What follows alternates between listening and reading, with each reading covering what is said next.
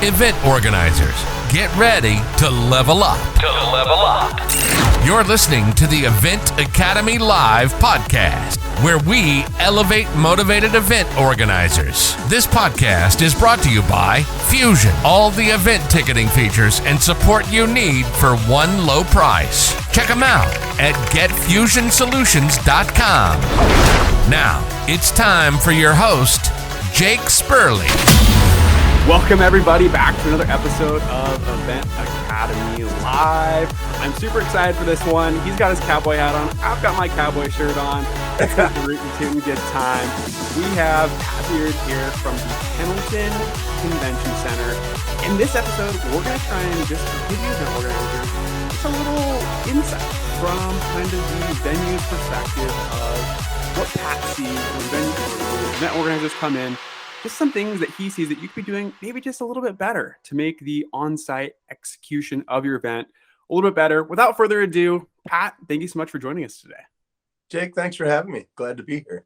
Yeah, you bet. So Pat, I've stalked you quite a few times. I've been to the Pendleton Roundup, which is like, if you don't know Pendleton or Oregon, that is like the signature creme de la crop rodeo of arguably like North America, Oregon for sure. But for those of you that don't know Pendleton, they don't know you, they don't know the convention center, give us a little bit of background on that. So my background in events began outside the normal venue management.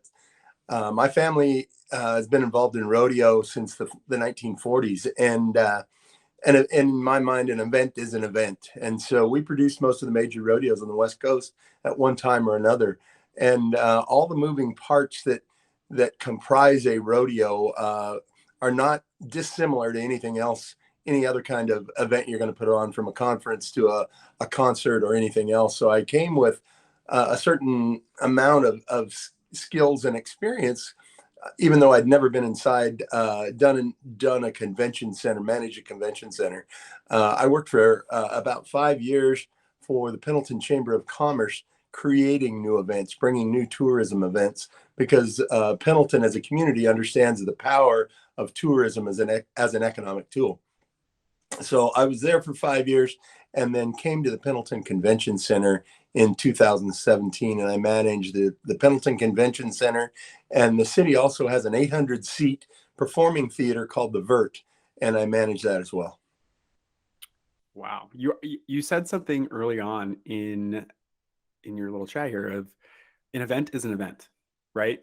A rodeo is an event, but it's not too dissimilar to a lot of other events. No, it's not. It's all the things that you have to do to do an event well, all the pre-planning, having everything in place.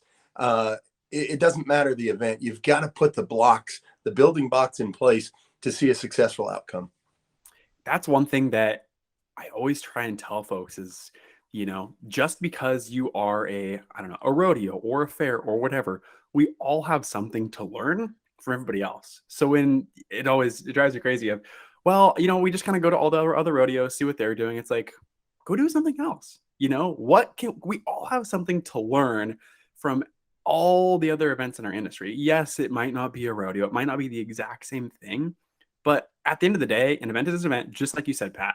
The building blocks are the same, just the entertainment is just a little bit different. That's really what I like to say. An event is an event. Exactly right. The entertainment piece is the only thing that's different. Mm-hmm. It's either a concert, or it's rodeo, or it's carnival rides, whatever. The only thing that's different is the entertainment at the end of the day, for the most part.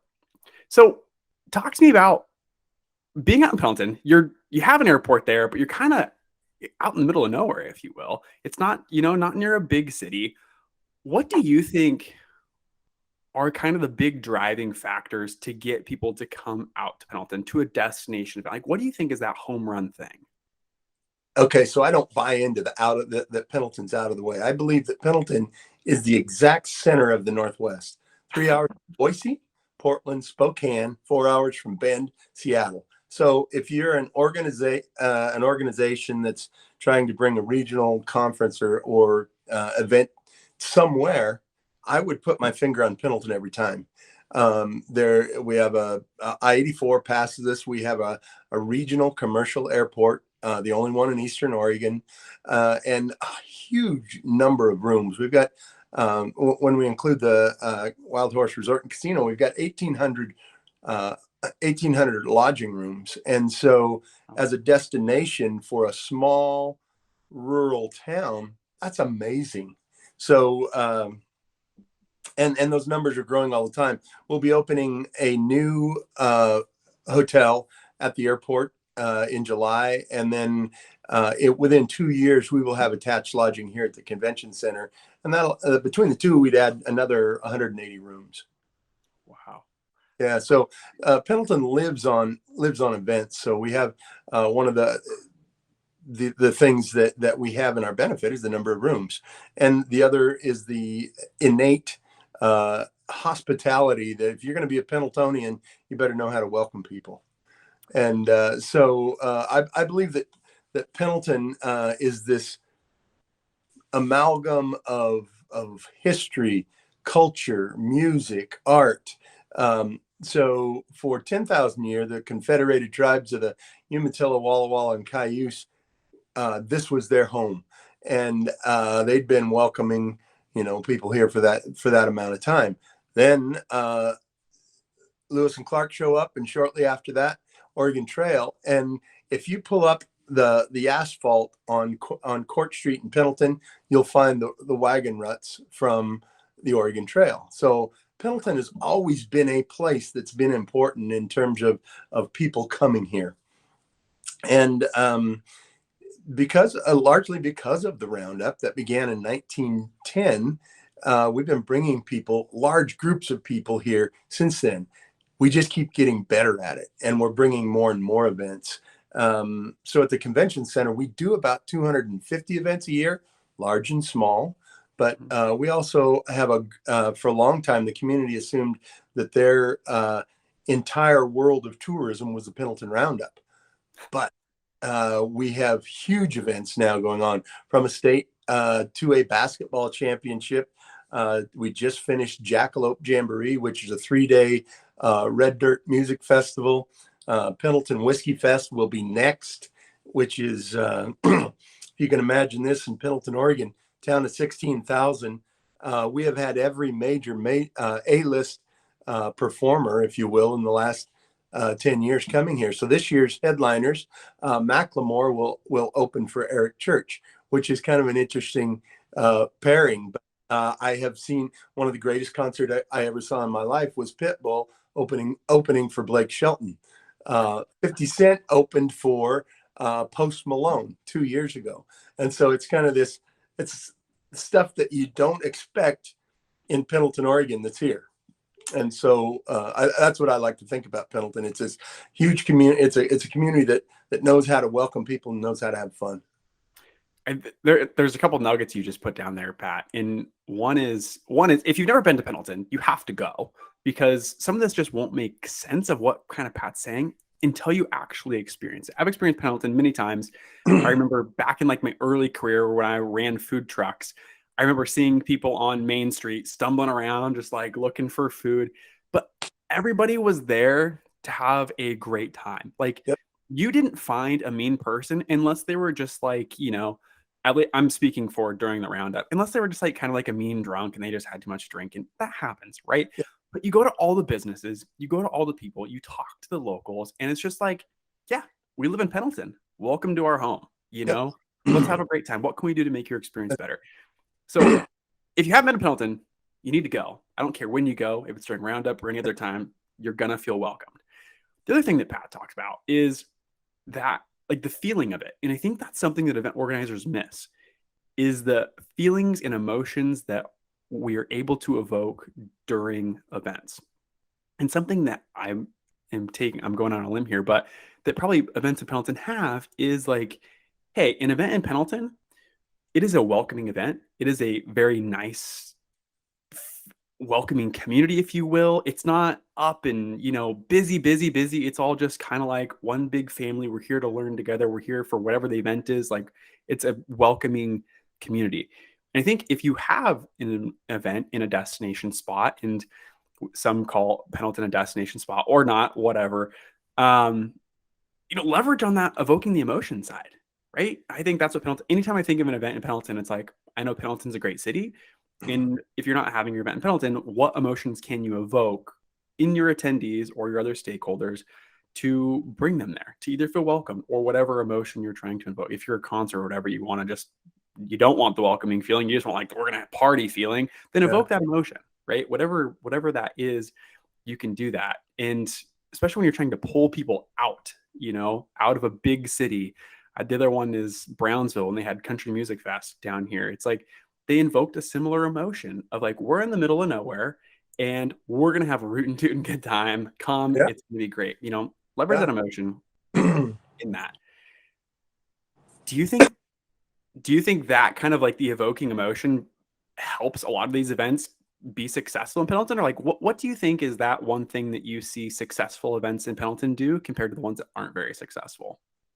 I think, and it's the 112 years of the Roundup that have taught us how to be hosts, ambassadors, if you will.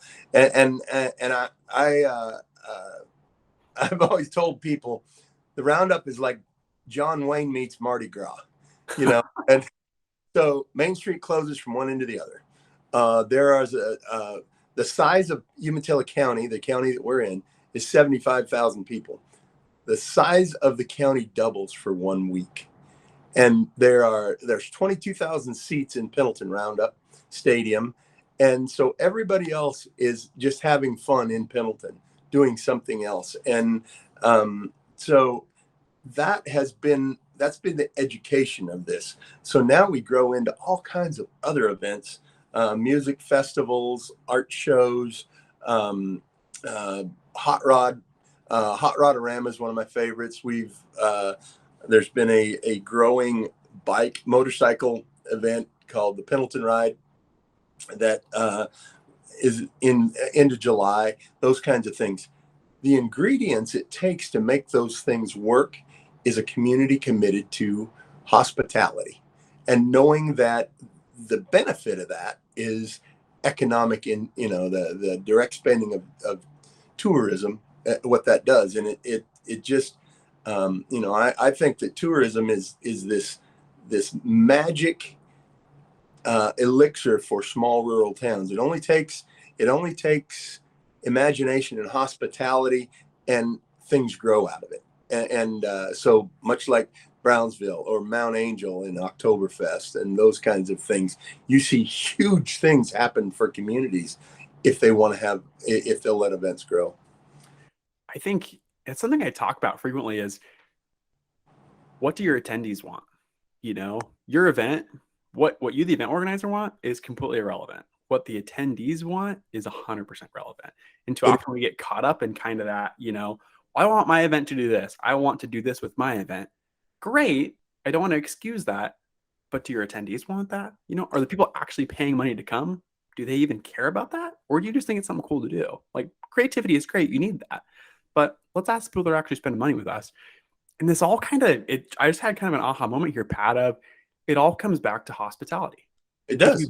If you don't know how to host, how are you going to be able to listen to the people that are spending money with you? How are you going to be able to make the emotions feel welcoming or invoke those emotions for your event? Like, how can you do anything if you don't even have the basis of hosting people right?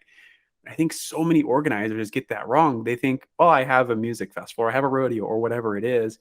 They don't think that they're hosting.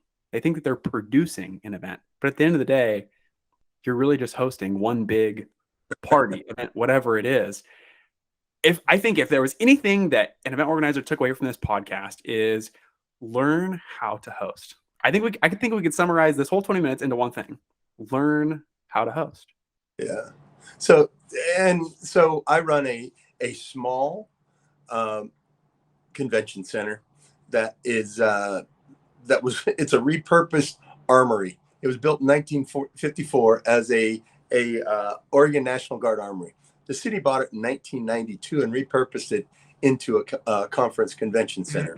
So I have essentially it's this repurposed utilitarian building that now is making home to really nice events. So yes, we're adding, upgrading anything we can every time we can. But my attitude is this, and what I still in my staff is, we're bringing people that they have a choice to go other places. So when they come in this door, our first and foremost, our customer service is going to be better than anywhere else they're going to go. Our AV will be as good as anywhere they go in the United States, as is our catering. We have a full-time on staff catering company, and so if we have great customer service, great AV, and great food, we can compete with anybody anywhere. And it's about the attitude that our staff brings to the event. And we just had a big event here, a week-long event, and they've been coming since the early 90s. And when they come, because many of them are not event coordinators, or this is the only event they do, when they get here, they're pretty uptight because they're on the muscle. They're gonna make things happen. And so once we convince them that we got this, we can help you, we can take care of you, then they can let down, then they can start to enjoy the event themselves, as opposed to cracking the whip and trying to force this thing to happen. I would say that and it really depends on the team you're working with at events, and it depends on the attitude they bring to service the event coordinators that are coming. And I want to be able to have an answer for everybody's challenge, and be able to allay those fears and make it a place where they know, okay, they're going to help me. There's going to be things coming along and they can help me. And I just have to worry about letting my event flow. Yeah. So much of, I think all of this is how can we help you, right? Like, it's not about me. It's what can I do for you? Sure. And I think that's one of the biggest attitudes that most event coordinators miss. They're just so, spun up about this thing's got to go. This thing's got to go. They feel to just sit back and be like, the event is the event.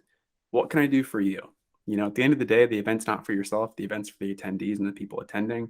What can you do for them? And in Pat's case, he says, what can I do for you, event coordinators? You have my facility, but what else can I do to help you to ensure your success? I think at the end of the day, you can change a million things, you can implement a billion things, but if you can't host people right, and you can't just have the attitude of, what can I do to help you? You're just going to live a stressful event life. It's so easy to just get spun up about it. It's like, at the end of the day, this isn't life or death, chill out. What can I do for you? What can we do to make your experience better? Yeah. And that's it.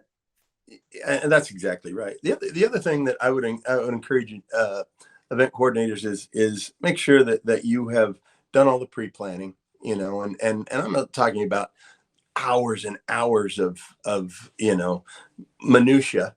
I'm talking about making sure, okay, if I want, I want to make sure that I've got my end of this covered in terms of, I have these needs for my AV. So I want our customers to let us know ahead of time, here's what I'm going to need.